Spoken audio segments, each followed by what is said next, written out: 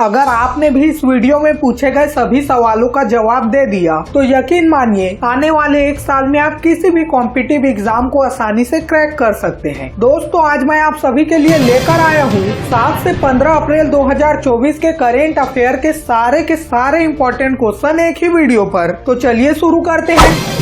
आज का पहला सवाल आप सभी के स्क्रीन पर है। काठिया गेहूं, जिसे हाल ही में जीआई टैग दिया गया है, किस राज्य से संबंधित है? ऑप्शन है हरियाणा, पंजाब, उत्तर प्रदेश या फिर राजस्थान। अगर आपको इस सवाल का सही जवाब पता हो तो हमारे कमेंट बॉक्स में इसका उत्तर जरूर बताइएगा, और अगर ना भी पता हो तो तुक्का लगाइएगा।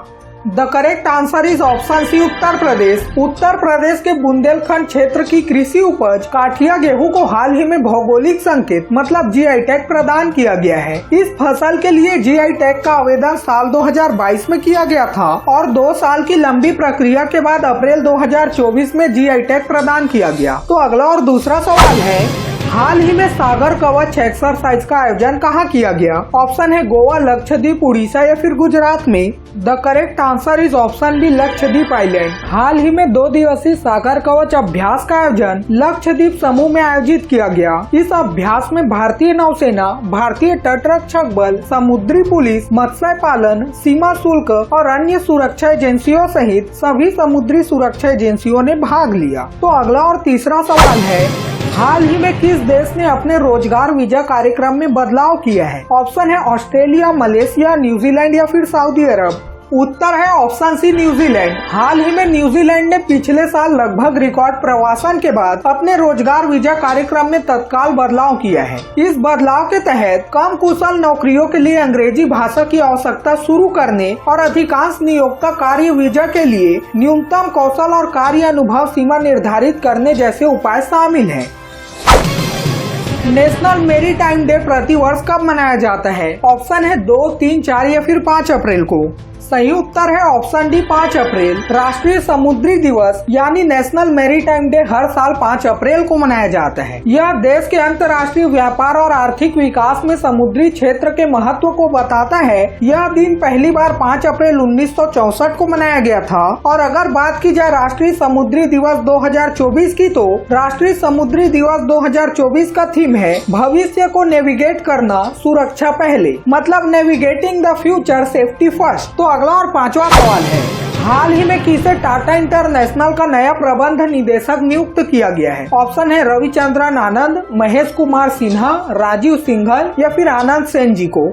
The correct answer is option C, Rajiv Singhal. Tata समूह की वैश्विक व्यापार और वितरण शाखा टाटा इंटरनेशनल ने हाल ही में राजीव सिंघल को अपना प्रबंध निदेशक नियुक्त किया है। उन्होंने आनंद सेन का स्थान लिया है, जो 31 मार्च 2024 को सेवानिवृत्त हुए थे। इससे पहले राजीव सिंघल जी टाटा इंटरनेशनल में कार्यकारी निदेशक और मुख्य परिचालन अधिकारी थे। तो अगला सवाल जानने से पहले, अगर आपको करेंट अफेयर के साथ अप टू डेट रहना पसंद है तो इस वीडियो को लाइक और चैनल को सब्सक्राइब या फॉलो करके कमेंट में इस वीडियो के लास्ट में पूछे गए सवाल का जवाब जरूर बताइएगा। तो अगला सवाल है, उत्तरी अटलांटिक संधि संगठन मतलब नाटो रूस के साथ युद्ध में यूक्रेन का समर्थन करने के लिए कितने अरब यूरो का फंड तैयार कर रहा है? ऑप्शन है 50, 100, 150 या फिर 200 अरब यूरो।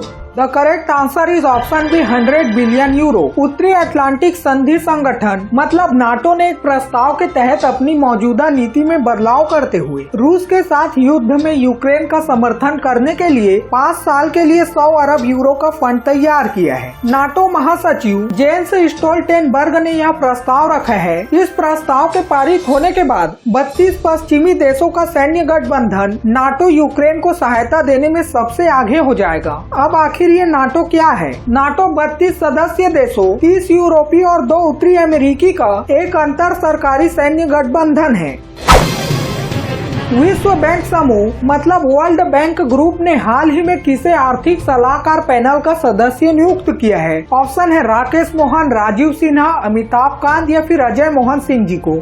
उत्तर है ऑप्शन ए, राकेश मोहन। विश्व बैंक समूह ने भारतीय रिजर्व बैंक के पूर्व डिप्टी गवर्नर राकेश मोहन को आर्थिक सलाहकार पैनल का सदस्य नियुक्त किया है। नई दिल्ली स्थित think tank centre for social and economic forum मतलब CSEP ने यह जानकारी दी है। वर्तमान में राकेश मोहन जी प्रधानमंत्री की आर्थिक सलाहकार परिषद के अंशकालिक सदस्य भी है।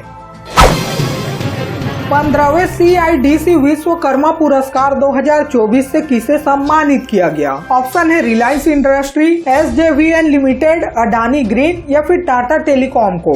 The correct answer is option B, SJVN limited, जिसका फुल फॉर्म है सतलज जल विद्युत निगम। निर्माण उद्योग विकास परिषद द्वारा स्थापित 15वें CIDC विश्वकर्मा पुरस्कार 2024 में सतलुज जल विद्युत निगम ने 2 प्रतिष्ठित पुरस्कार जीते हैं। SJVN लिमिटेड को सामाजिक विकास और प्रभाव पैदा करने के लिए अचीवमेंट अवार्ड और CIDC partners in progress trophy से सम्मानित किया गया। कैंसर के लिए भारत की पहली घरेलू जीन थेरेपी कहां लॉन्च की गई? ऑप्शन है IIT बॉम्बे, दिल्ली, खड़गपुर या फिर बनारस। उत्तर है ऑप्शन है IIT बॉम्बे। भारत की राष्ट्रपति द्रौपदी मुर्मू ने IIT बॉम्बे में कैंसर के लिए भारत की पहली घरेलू जीन थेरेपी लॉन्च की। भारत की पहली CAR-T सेल थेरेपी को IIT बॉम्बे और टाटा मेमोरियल अस्पताल के सहयोग से विकसित किया गया है। इस अवसर पर राष्ट्रपति ने कहा कि भारत की पहली जीन थेरेपी की शुरुआत कैंसर के खिलाफ हमारी लड़ाई में एक बड़ी उपलब्धि है। तो दोस्तों चलिए बढ़ते हैं अगले सवाल की तरफ। भारतीय रिजर्व बैंक RBI ने लगातार 7वीं बार रेपो रेट को कितने दर पर बरकरार रखा है? ऑप्शन है 6, 6.20, 6.50 या फिर 6.750%।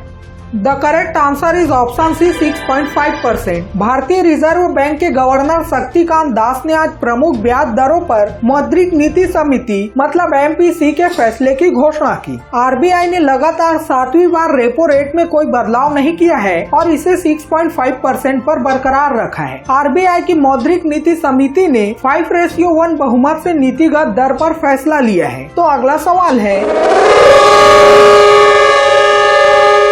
बजर बजने के कारण आज की प्रश्नोत्तरी यहीं पर समाप्त करनी पड़ेगी। उससे पहले चलिए जानते हैं कल के सवाल का सही जवाब क्या था। कल के सवाल का सही जवाब है ऑप्शन बी, पारादीप बंदरगाह, जो कार्गो वॉल्यूम के मामले में भारत का सबसे बड़ा बंदरगाह बन गया है। तो दोस्तों चलिए देखते हैं आज का सवाल क्या है। हाल ही में DRDO ने किस बैलिस्टिक मिसाइल का सफल परीक्षण किया? ऑप्शन है अग्नि प्राइम, नाग, त्रिशूल या फिर प्रहार। अगर आपको इस सवाल का सही जवाब पता हो तो हमारे कमेंट बॉक्स में इसका उत्तर जरूर बताइएगा और अगर ना भी पता हो तो तुक्का लगाइएगा। बहुत जल्द फिर मिलते हैं किसी तरह के करेंट अफेयर के वीडियो के साथ। तब तक के लिए बाय बाय, जय हिंद, जय भारत।